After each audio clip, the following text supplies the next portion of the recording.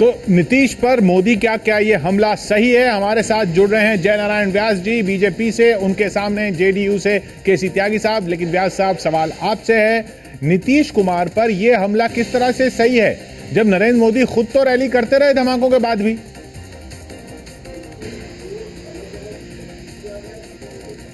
देखिए, दो अलग अलग परिस्थितियां हैं, हमें उसे समझना होगा।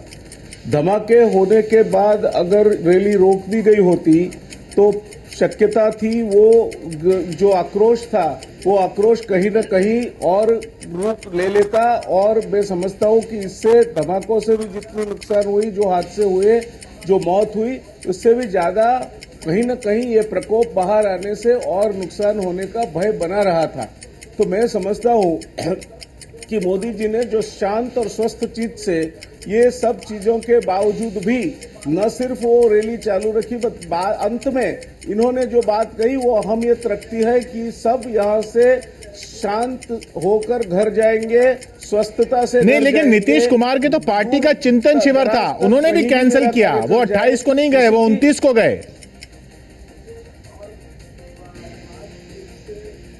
देखिए, और बात से ये जोड़ने का हम सब प्रयत्न करते हैं। एक सरकार जो है, सरकार हमेशा संवेदनशील होनी चाहिए, उतना काफी नहीं है। संवेदनशीलता दिखनी भी चाहिए। आप जब इतना बड़ा हादसा होता है, आपके संवेदनशीलता दिखनी चाहिए, संवेदनशीलता दिखनी चाहिए, ये आरोप है केसी त्यागी साहब। वो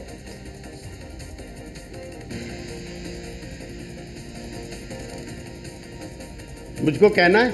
जी जी। असल में नरेंद्र मोदी जी की हताशा और निराशा मेरी समझ में आती है। श्री नीतीश कुमार जी ने भरी हुई खीर की थाली जो थी उनके हाथ में से निकाल ली। उन्होंने पहली बार घोषणा की कि एनडीए का नेतृत्व ऐसे व्यक्ति के हाथ में होना चाहिए जो सर्वधर्मी, सर्वभाषी, देश को इकट्ठा होकर लेके साथ चल सके। उसके बाद हम अलग हुए। तब से लेकर के आज तक 8 महीने में किसी भी राजनीतिक दल ने, छोड़ करके श्री सुब्रमण्यम स्वामी की पार्टी को, जिसका ना कोई एमएलए है ना कोई एमपी है, एक भी दल ने इनको छुआ नहीं है। इनकी पार्टी में इनके नेतृत्व को लेकर अलग से विवाद हो गया। एक, इनकी ज्योग्राफी, इतिहास की जानकारियां पूरी नहीं है, वरना 27 तारीख को बम ब्लास्ट हुए हैं, उस दिन उन्होंने सारे प्रोग्राम कैंसिल कर दिए। और शायद राजनीतिक वातावरण में रहे हैं श्री नरेंद्र मोदी जी, वो जानते हैं कि इनके यहाँ भी चिंतन शिविर होते हैं, उसमें 56 भोग होते हैं कि पत्तल पे बैठ के लोग खाना खाते हैं।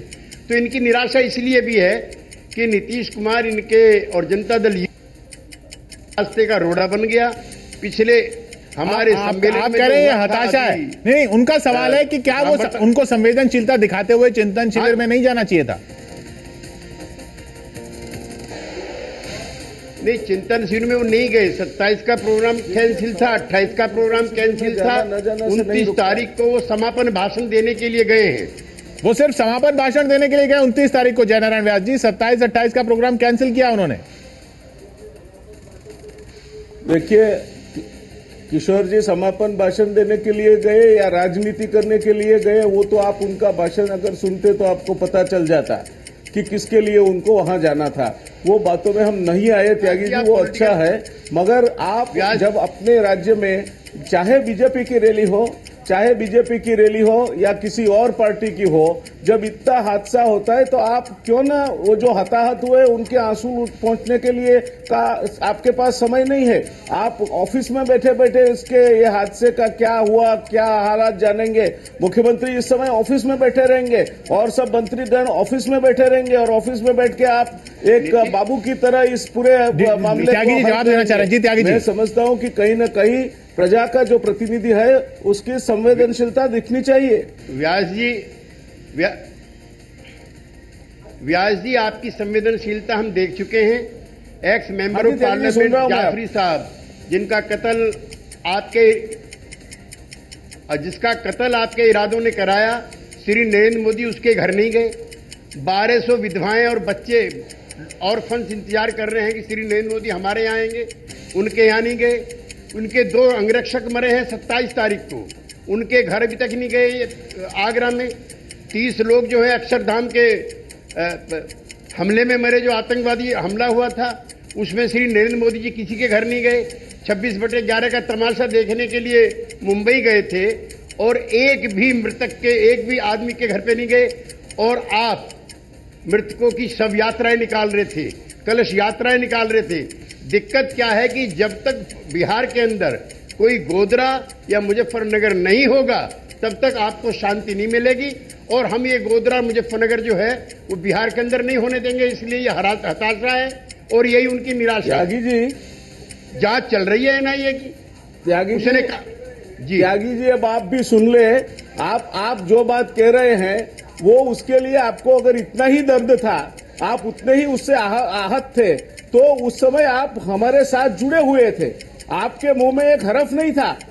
नीतीश जी ने तो ये जो लालू जी ने जो बड़ौदा की यात्रा की उसको भी तमाशा करार दिया था। आप किस मुंह से ये सब पुरानी बातों को अब खरोच के बाहर निकाल रहे हैं? आप तो हमारे साथ जुड़े हुए थे।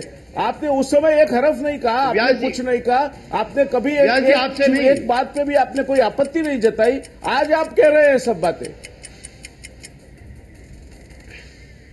जॉर्ज फर्नांडिस ने अहमदाबाद में, बड़ौदा में 10-10 हजार लोगों को लेकर के, दोनों समुदाय के लोग इकट्ठा रहे, ऐसा करके वहां पे जुलूस निकाला था जिसमें बड़ौदा में हम भी गए थे। नंबर 1। नंबर 2, ये संवेदनाएं हमारी अटल बिहारी वाजपेयी के साथ थी। आपके साथ गलतफहमी में मत रहना, आपके साथ हम कभी नहीं जुड़े। हमारी प्रतिबद्धता उस समय के अटल बिहारी वाजपेयी और आडवाणी जी के साथ थी, जिन्होंने खुद आपके नेता के बारे में कहा कि ये राष्ट्र धर्म निभाने में गुजरात के अंदर नाकामयाब रहे, मैं दुनिया में जाकर के कैसा मुंह दिखाऊंगा। आपने तो अपने नेता का ही मुंह काला कर दिया था। और जिस दिन से उन नेताओं का वर्चस्व और स्वभाव इस पार्टी से हटा है, हम उस दिन अलग हो गए। हमें पता था कि व्यास जी का, हमें पता था कि विरोध की ताकत सुनने की। व्यास जी, आपके जवाब से पहले देखिए, व्यास जी पुरानी बातों पे जाने से पहले, आपके जवाब से पहले मेरा एक सवाल। आज रैली छत्तीसगढ़ में थी, वहां मुख्य विरोधी कांग्रेस है। आप निशाना वहां जेडीयू और नीतीश कुमार पर साध रहे हैं, उसका क्या मतलब है?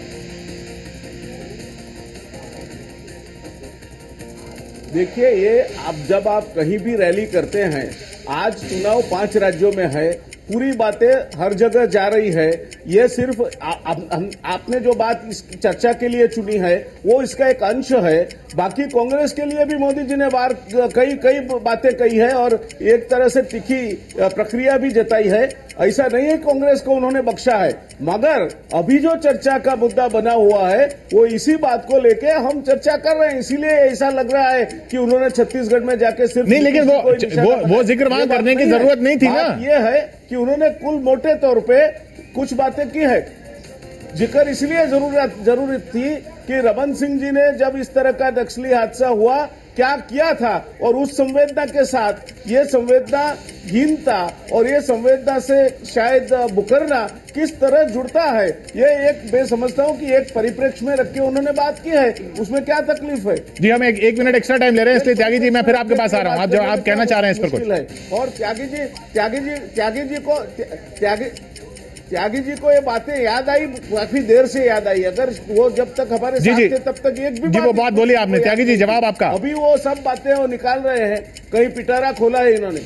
आपके ऐसा है कि श्री रमन सिंह के नेतृत्व वाली सरकार के रहते हुए विद्या बाबू की जान चली गई, विपक्ष के नेता थे कर्मा, उनकी जान चली गई, नंदलाल पटेल कांग्रेस के अध्यक्ष थे, उनकी जान चली गई, और समूचा कांग्रेस का नेतृत्व जो है वो खत्म हो गया। लेकिन उन लोगों ने एक बार भी ये नहीं कहा कि रमन सिंह की साजिश है। कानून व्यवस्था की चूक कहीं हो सकती है। समूचा देश जो है वो बारूद पे खड़ा हुआ है, पता नहीं कब कहां कौन सा हादसा हो जाए। इनके यहां तो लोह पुरुष रहते हैं, उसके बाद भी अक्षरधाम पे हमला क्यों हो गया था? पार्लियामेंट में दूसरे लोह पुरुष थे आडवाणी जी। फिर उन बातों पर न जाते हुए वक्त हमारा यहाँ पर खत्म होता हुआ, आप दोनों की बात हमने सुनी, देश ने सुनी। बहुत बहुत शुक्रिया आपका।